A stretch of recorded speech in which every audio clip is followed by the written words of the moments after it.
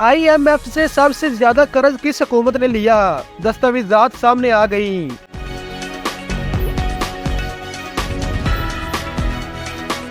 पाकिस्तानी हुकूमतों की जानिब से IMF से कर्ज लेने की तफसीलात कौमी असम्बली की कायमा कमेटी में पेश कर दी गयी। दस्तावेजात के मुताबिक पीपल पार्टी IMF से कर्ज लेने में सबसे आगे रही। पीपल पार्टी की हुकूमत ने 2008 से 2013 तक SDR से 5 अरब 23 करोड़ से ज्यादा कर्ज लिया।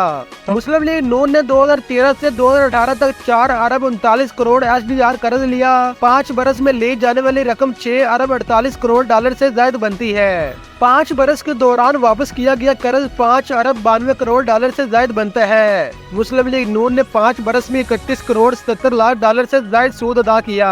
PTI हुकूमत ने 4 अरब 5 करोड़ से ज्यादा SDR कर्ज लिया। 2018 से 2022 तक IMF से लिया गया कर्ज तकरीबन 6 अरब डॉलर बनता है। 2018 से 2022 तक IMF को 79 करोड़ 11 लाख डॉलर सूद अदा किया गया।